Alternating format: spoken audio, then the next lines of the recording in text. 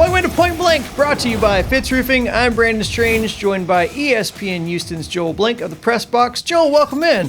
Let's talk some Rockets. Many fans are going to be fans, and there are plenty of them calling for this team to be blown up after postseason failure after postseason failure.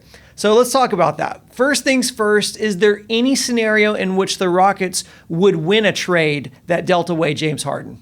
You know, it's a good question, Brandon, because of the fact that when you go to the adages that go with trading a superstar, the one thing that's tagged with it is you never get equal value in return. The closest thing you could say lately where it was possible to come close was Chris Paul for Russell Westbrook, because no one thought Daryl could find a home for Chris Paul in that contract, and yet you got an MVP caliber player in Russell Westbrook. So there's a lot of truth to the fact that you really can't expect to get equal value in return. When you look at scenarios that are out there, you can hook your line and sinker or hitch your wagon to Mike D'Antoni. If Mike D'Antoni is indeed a leading candidate for the Indiana Pacers head coaching job, and Mike D'Antoni has been the biggest advocate of James Harden's one-on-one iso ball, well, then the match is already made for you. D'Antoni takes the Indiana job and says, I need my guy from Houston and James Harden. They're shopping him. And then from a resources coming back perspective, they have the young pieces that Houston would be interested in. If you want to go completely to the top of the list and your wish list is Victor Oladipo, there's a guy with a ton of talent. Yes, he's coming off an injury, but he is the type of guy that can keep production fairly high for your squad. But you need better than that, because depending on who your new coach is, you may not play small ball entirely. You may need a big, but that big has to be able to shoot. Well, then you've got Sabonis, Miles Turner, two big guys that can shoot the three, that offensively are gifted facing the basket, that fit exactly the mold of the stretch 4, stretch 5 that the Rockets would desire. Malcolm Brogdon's another guy that has a bigger contract, but he's a scorer and a shooter, and he adds offense to your lineup. So any combination of at least two of those 4 players, I think it makes sense for both sides. Houston kind of changes and reshuffles the deck after trying to go for it with Harden. Indiana, D'Antoni gets his guy, and in order to be successful in his system, James already knows how to play it. There's one that I think makes a whole lot of sense. I want to ask you how Daryl Morey plays into all of these decisions. But before I do that, why don't you give us a word from our video sponsors at Fitz Roofing? Absolutely. Fitz Roofing, we love them. They're loyal to us. They're loyal to the people of Houston, and they're going to be loyal to you. If you call them 832-521-3001, you get a free, no-obligation inspection. Doesn't cost you a thing for them to come out and tell you what they can do, whether it be to repair your roof or put a new roof on your home or your business. And then they're going to go back to doing what they do. If you want them to come back, just reach back out. They do fantastic work. They get the best ratings in the business using the best products, and they're going to take care of you every step of the way. It's Fitz Roofing, making a difference one home at a time.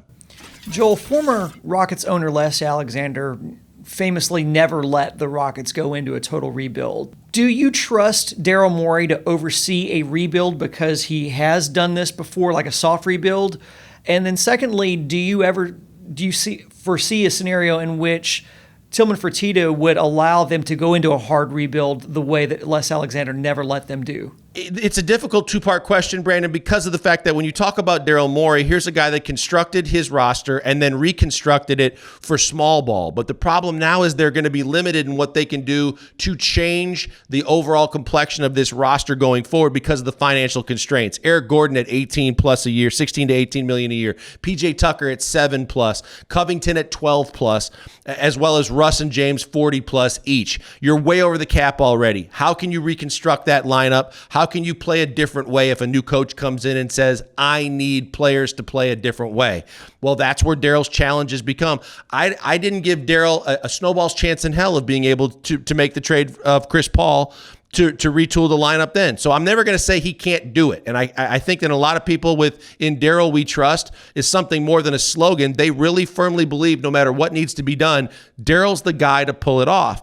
I just have some really deep concerns about how troubled they are financially, the lack of draft picks, and the only possible way to play a different style with a different roster or any kind of personnel moves is going to be through a trade or through a veteran buyout in which during the season a guy chooses Houston. But with all the different teams now in Los Angeles, we saw it this year with Reggie Jackson and the Morris twins, they're not going to choose Houston anymore for a chance to win. They're going to choose the teams that are still playing right now or just recently got eliminated and say, I could make the difference. I'm still going to get playing time. I'm going to be in Los Angeles and Southern California, and I still have a chance to win. That's why I think the Rockets' window is closed. It has closed fast. And because the rest of the West is so good now and getting better with the teams like Denver, like the Suns, like the Grizzlies, like all these teams that are improving, the Rockets' window, which was so big and bright and wide open for them to have a chance to win a couple of titles, seems like they're on the outside looking in as the team goes forward. So the challenges are great. Is it fair to say that Daryl Morey and James Harden are kind of attached at the hip because Daryl Morey pushed his chips all in to trade for Harden, took a big risk in bringing Harden here? If he trades Harden away, is Daryl time limited as well?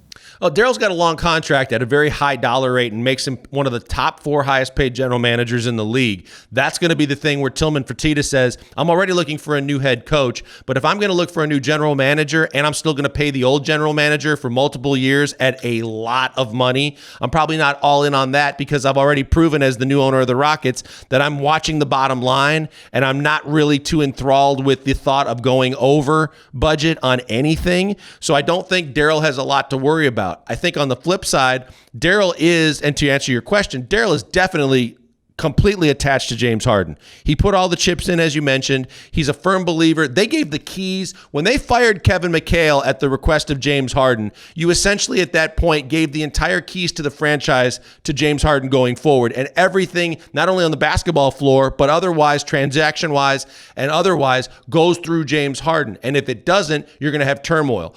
But on the flip side, I don't think James loyal to anybody but James. We've seen that with the way he told everybody that they were going to play a certain different style. And with Russell, he was willing to do less and score less so that they could achieve more. He won the scoring title. He took more shots than he's ever taken. He didn't change a thing. So I don't think James is going to be loyal to any one player or general manager or coach. James is just going to be worried about getting the shots and everything and to keep James happy the way James has been happy. So that's another scenario you have to factor in because on the flip side, if you don't trade Harden and you think about trading Westbrook, you better go through James and make sure it's okay to trade his best friend because if it's not, even if you find a home for Westbrook that makes your team better, if James isn't happy, your team's not any better.